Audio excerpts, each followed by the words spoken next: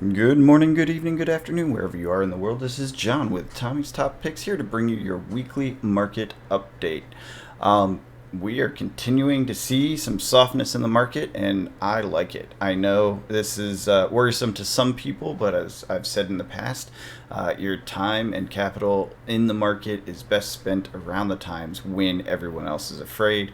I believe the term that I usually use is blood in the streets. That is a classic Wall Street term. Basically, when there's blood in the streets, is the best time to be buying. Essentially, at this day, in this stage, we are starting to see that. Now, this week isn't nearly as weak as last week. There's a much larger dip across the market, as you can see by the cool indicators. We had a lot more things hit a 5% drop or more, but we're seeing continual weakness going in or going further. So it's not hitting the 5% marker worthy of highlighting it, but it is still dropping by a few points each time, with a few exceptions that we'll talk about in a second. So this is a good time to keep your eye on the market. If there's stuff that you've been waiting for to purchase, like say you just don't have a full set of Mon yet, or you're looking for some cold foils on a particular set, these we're starting to get into that period where it's a good time to do so. Now, I will note. Last year, I believe it was summertime. I'm actually not sure if I was doing market updates at that point, but we were talking about how in summer there is just a general lull, right? People go on vacation. COVID was slowing down, if you remember. I know I did some travel late summer, so we're entering that lull period. We're not there yet. It's usually, well, for me in my market, it's usually in August that things get really quiet. But we're getting to that point where things start to slow down. People travel, people go on vacations, people are not focused on this stuff as much because they're just busy with other things in life. And that's perfectly normal to have a business cycle.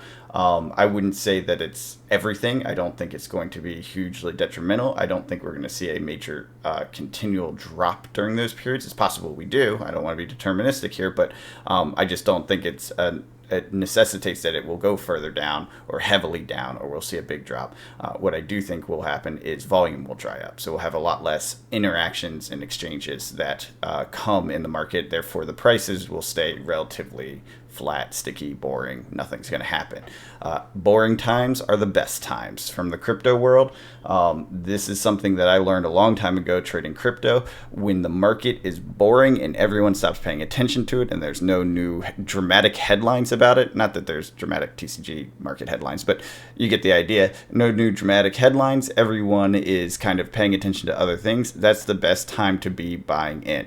Now, when you buy in, and this is advice I'm sure you've heard on multiple channels, Rudy, etc., has talked about it, you don't go crazy. Don't buy all in. Don't use every dollar you have. Don't leverage. Don't credit card. Don't, you spare money you have and slowly purchase things you need and want over time. And what you'll do is you'll end up accumulating a position that is averaged down. It's called dollar cost averaging in market terms. Many of you have probably heard about that.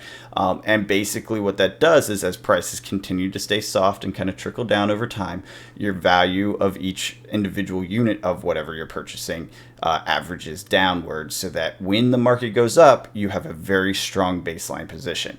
I've been doing this in crypto for the past few months. Obviously, I'm now getting pretty excited about the cardboard space again and starting to do that.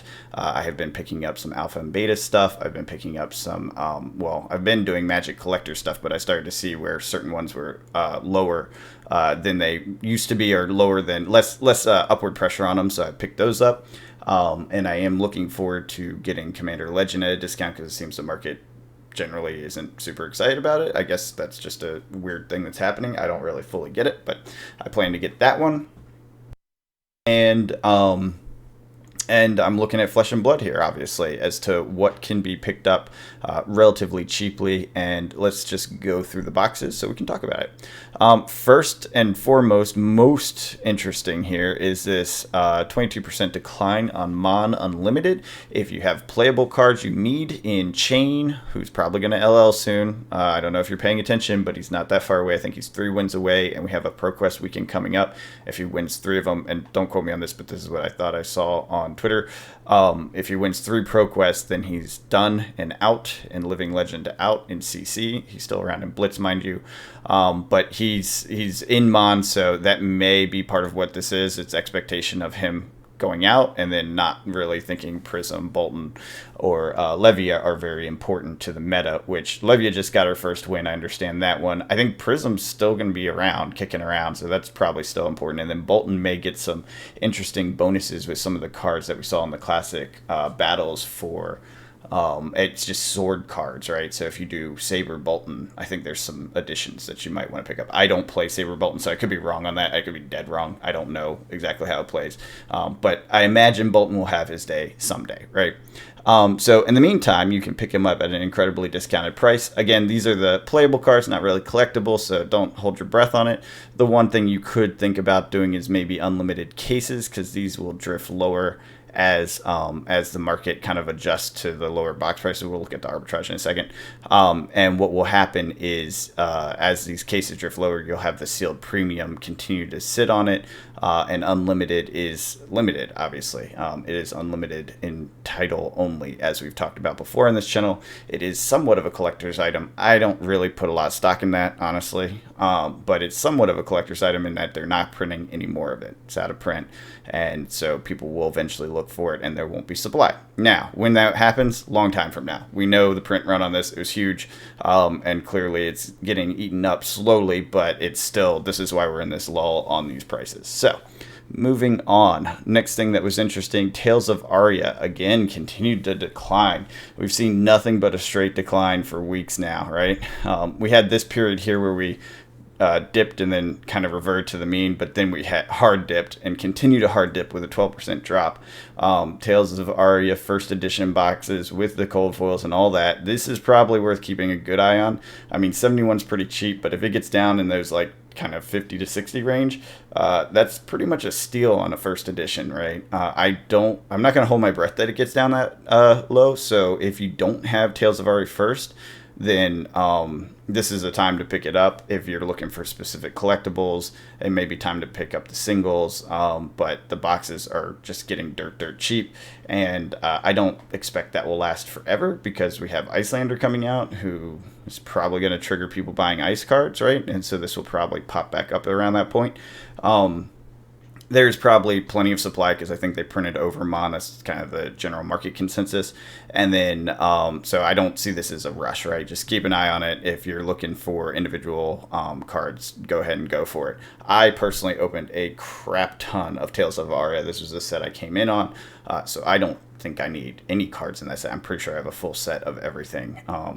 Like I'm 99% sure I have a full set of everything. I should probably index that and see and pick up anything I'm missing, but I'm pretty sure I have everything.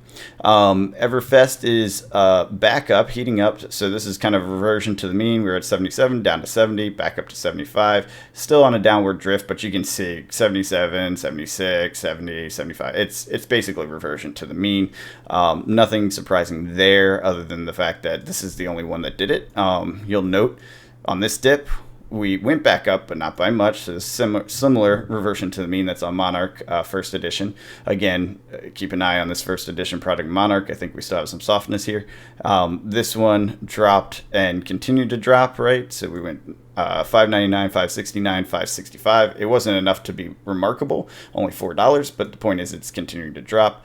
Same thing with first edition Arc. This one I actually find interesting. Sorry I didn't go over these first, but they're not highlighted, so I try to stick with those as the key points first. But first edition Arc is continuing to decline at $1,600 a box. I'm getting real close to snapping up some of these just because first edition Arc, there's not that many out there in the world. I know people are kind of like soft on the market right now, but it's these times when you make the money because eventually that supply is going to disappear and it's going to be a collector's item, a significant collector's item. This game is going nowhere. It's huge. If you listen to Pro Tour interviews, if you look at anything that's going on, the game is growing and will continue to grow and will have fans, and therefore there will be a market for this older stuff, particularly the collectible stuff, in my opinion, that's rare. And these boxes are rare. Same with WTR. It's also drifting lower, 4.3% lower. Didn't hit the marker point at 5%, but it's still a drift down this whole time. Like, wow, we're talking about 2 months of drift almost. Yeah, this is something to keep an eye on as well. I'm not as inclined to snap these up just yet, although maybe soon. We'll see. I got to set a marker on that one. I actually wasn't thinking about getting any of that, but now that I'm looking at it, maybe I will. So keep an eye on those two. 150 off WTR first edition boxes. Again, if it's one of those things that you kind of came late to the game like I did and you want one for your collection, these are pretty good times to buy. You might not hit the bottom, but trying to time the bottom is really, really tricky. So I wouldn't try to time the bottom. I would, go in. Now, granted, we're talking $3,000 a box. I know for most people, that's not something you can buy one every couple weeks, right? Like, don't do that. Don't go crazy. But these are rare items. We know the print runs for these first edition boxes, and there just aren't that many.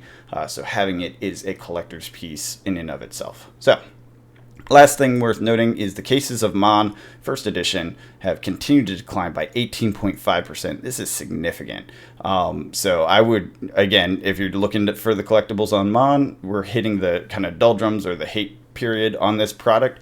It's a good time to snap it up. I think that while there is plenty on the market and it's not like a rare item, it is getting to the point where we're looking at it's kind of the market's overzealous on their negativity, which happens. I mean, that happens when bad news comes out, etc. I don't think there's any reason to say this product's horrible or won't be around or won't have value as Prism continues to play in the game. As Levia, when they have Brute cards come out, Levia is going to be hot. Monarch's going to pop, I imagine. I could be wrong on that, but I think that's the case.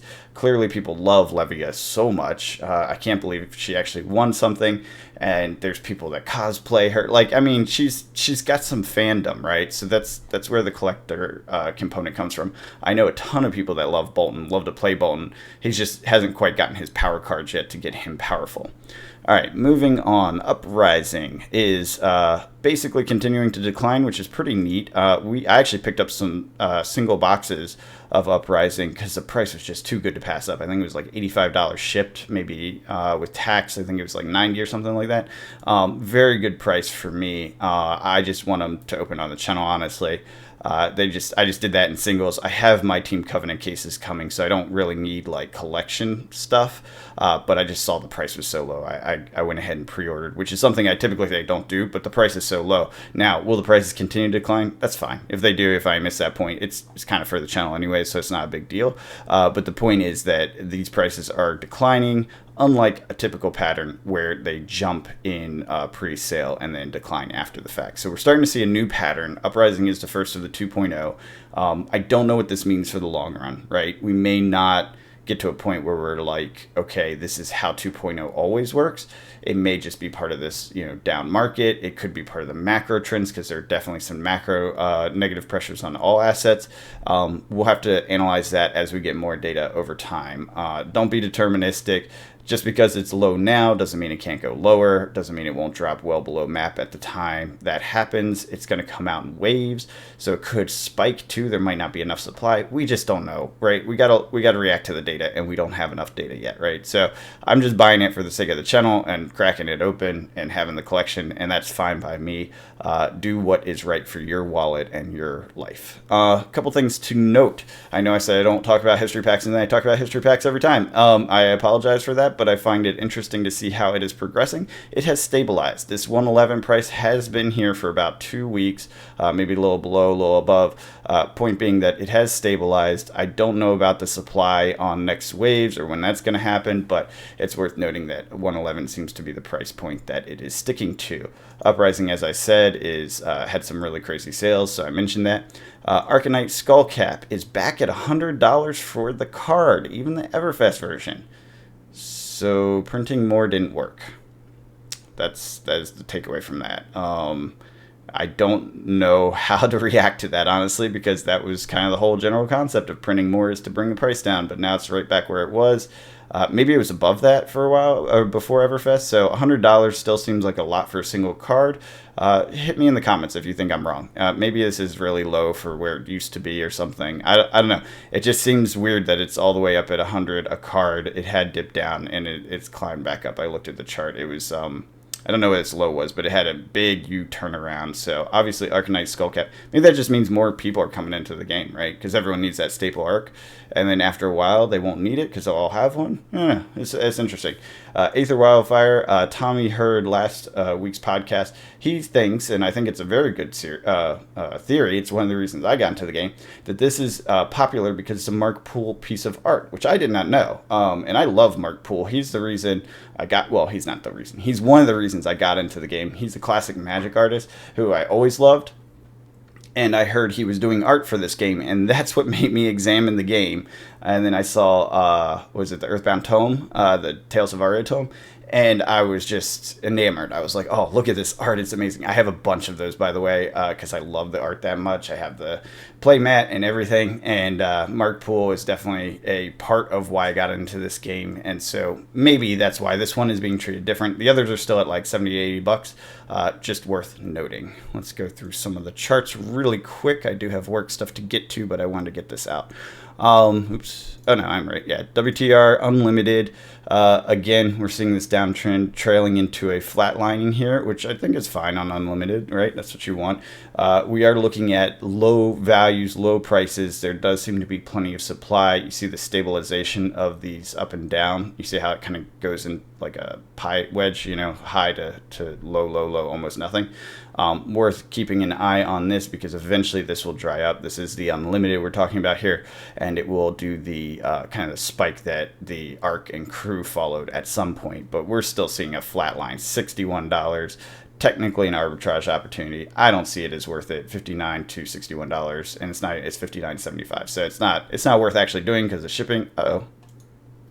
My graph got broken. Oh, no, it didn't. It's just zero, right? Because the price is zero all the way across, or the variance is zero. Yeah, I thought I broke my graph. So that's not worth looking at as far as arbitrage, but it is worth keeping an eye on because eventually those will run out. People do love WTR drafting, and when $61 a box goes away, it will probably jump to that 80, 90 point that we saw in ARC. Speaking of ARC, the cases are dropping way low at $369. We're looking at a fairly reasonable ARB opportunity, maybe not with shipping, but if you can do it in person, buying a case and then splitting it up and selling it to your friends. Well, maybe don't sell it to your friends, sell it to people that are interested in individual boxes for $98 a box. You're making a couple bucks here, right? That's about $10 a box. That's not too bad, but shipping and tax will hurt you on that one. But that's probably one of the best ARB opportunities we've seen this whole time. The cases are just really low. I don't understand why ARC Unlimited cases are low. Maybe people aren't really that interested in the cards right now because of the change in the meta. We shall see. But the boxes and ARB opportunity are there, and you can see we are not really stabilizing. We are actually getting into a point of higher volatility. It looks like it's low this week, but with all these jumps like this, I would just say this is continued volatility along a general mean. It's fairly large. Same with this one, and we're on a downward trend for now. So we'll have to look at how this goes, because this is going to be a slower line over here. I'm not sure why that didn't show up. I just messed with the charts to get them a little cleaner, and I think I dropped off one number or something. But it will still be a decline. It'll just be a lower decline, a lower speed of decline. So we're looking at kind of a falling tail on that. Again, like I said, the market's soft. Let's get through these last few quickly. Unlimited Crew is kind of sitting flat. Nothing interesting really there on the case level. Kind of same with the boxes. We're seeing general softness, but nothing too crazy. Mon, as we said, dropping off a cliff. ARB opportunity is actually not there at all. It is a premium that we were looking at here. Pretty significant, actually. $10 premium on a $65 or $54 box. It's 20%-ish, a little bit less. Oops, messed that up. That's supposed to be Tales of Aria is strangely on the climb with the boxes. With the cases, and flat on the boxes. This was just a reversion to the mean, so just call that a flat line. Oh, this is the Starvo dropout, I guess, stuff where everyone's like, oh, no more need for that. Well, I imagine this will go back up. It's interesting because I think Unlimited reacts more to the meta than the first edition. Makes sense to a player market, but it's still interesting to see that we do get these vast differences between how collectibles and non-collectibles go. Maybe collectibles just won't be a thing in this game. I can't imagine that being true as the game continues to grow over time. Players are going to have fond memories of this stuff. They're going to want to have that shelf piece. It just happens with things people have an emotional attachment to. They clearly have an emotional attachment to this game. I don't know why I'm in ARC first. Oh yeah, because WTR is boring. It has done nothing, and I don't trust that price. On the box level, it has dipped down. We can see the little hump here, camel hump, and it's actually not. I didn't realize that we were at 38.99 back here. So we are down, but this is actually relatively flat, with this being an outlier. Interesting. I did not realize that. So that's worth keeping an eye on. It's a weak market, but it's not as bad as I was saying before or thought before. ARK, same thing, slight decline, getting weaker. I'm going to keep an eye on this. I think I'll pick up some. We do have some case divided by 4 weakness down at basically the premiums declining. That's pretty interesting. I still don't think... Oh, that's because this $12,000 drop. I am starting to trust this. 3 data points is worth tracking. That's a trend. No one's picking it up. I'm not sure that anyone would on TCG Player, but this may actually set a market kind of cornerstone that people rely on for other deals in Facebook groups and Discords and such. So with this being public and staying stable for so long, this will reset the price generally down. So that's worth keeping an eye on, because you might be able to pick up some early ARK for cheap as a result. Let's see. Crew is continuing down at this lower tier after all the volatility it had before. And we will see. This is still too early. It's only 4 data points. We obviously had the drop and then reversion to the mean in here. And I don't know if it's going to continue down, go back up. We'll have to watch this one for a while. The premium is still pretty high, we're looking at. Let's see. Yeah, it's a little less than $100. So this is, this is a premium on the box. So that's, again, about 20%. So that seems to be pretty stable. Actually, might want to start tracking that percent, the premium cost percentage, and what that number looks like, because that might help you move through the market. Mon dropping off a freaking cliff on the cases. And again, real arbitrage opportunity here. That's over $10 a box. I don't know how long that's going to last. I suspect these will get tighter. I just don't know if it's going to be... I mean, we've seen a lot of volatility through this comparison here, so we'll just have to keep an eye on it. Clearly in a downtrend, though. The release numbers were a huge thing. You are seeing stability, though. Like, if you look at these percent change, starting to see it stabilize, which, look at this jaggy here. You can see that it's getting tighter, right? It went to the midpoint. It dropped down way low. It went to the midpoint, but it didn't. The volatility is reducing with each week.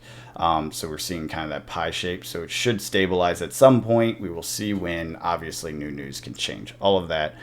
Either way, these case drops, that's huge on Mon First Edition. And then Tales of Aria continues its craziness for the cases. We're seeing it go back up. I imagine this is in preparation for Icelander shops or whatever purchasing them. Could be wrong on that, but I imagine these will be worth something as Icelander comes out. People want those ice cards. Maybe people want to do mass box openings for the ice cards because there'll be a volume of something to sell. You have the extra cards. Yeah, I'm not sure on that. I'm not sure if that's a good strategy, honestly, because Tails is so prevalent, but it is something that, maybe shops are considering with the Uprising release in Icelander. Let's see. Boxes and cases have spread even further. So box price is at 71. The premium for a case is at 90. So it does seem people are buying cases more for some reason, putting upward pressure on the price. Single boxes, first edition. I guess people don't trust it because they know there's one legendary in a case, give or take. So they think, I guess people open a case. If they get lucky, they get the legendary first and sell off the extra boxes. So there's that separation there. Not 100% sure on that. That's just a theory. Let me know if I'm full of crap. It's fine.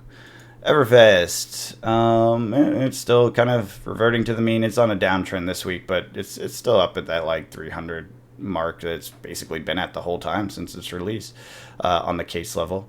The box level, yeah, here's this huge premium dissipated. This is what I expect to see on that huge premium for Monarch. It'll snap back up. One of them. This will either snap down or this will snap back up, so they're closer.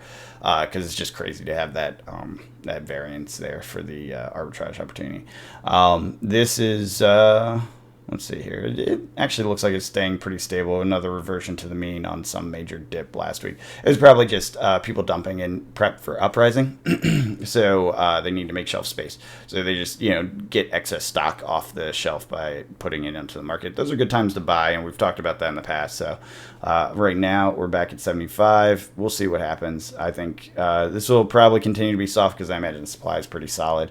And Uprising does have a lot of useful cards, being a crew-like set. So it will probably maintain some healthy demand versus something like a Monarch or a Tales of Aria, which only have limited characters, classes, and talents. I think the Everfest will hold a healthy demand in the long run because it does have the staples. I mean, you think about it, it's got those art cards in it that we're talking about. It's got the all the Runeblade cards. So as long as Runeblade is hot, that's going to be in there. I was just looking at that. I think they're still in the 10 to 14 kind of range, so they never dropped this whole time.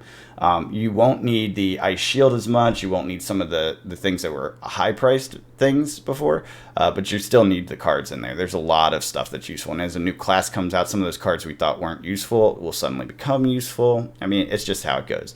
I do love that part of this market and the cycling of the values here. The percentages are pretty flat, actually. This was the most volatility in a while, was this drop here. So anyways, so that's it for your market update. I hope you enjoyed the content. If you do, leave me a comment below, hit the like button or subscribe button or whatever it is you want to do. Let me know how things are going in your Flesh and Blood world. Are you excited for Uprising? I am so hyped. I know I haven't done a lot of content recently, but I've been busy with life, and I cannot wait for Uprising. I will be doing more content around that because I do want to open that a lot. All right, guys, I hope you guys have a good one, and I will talk to you next time.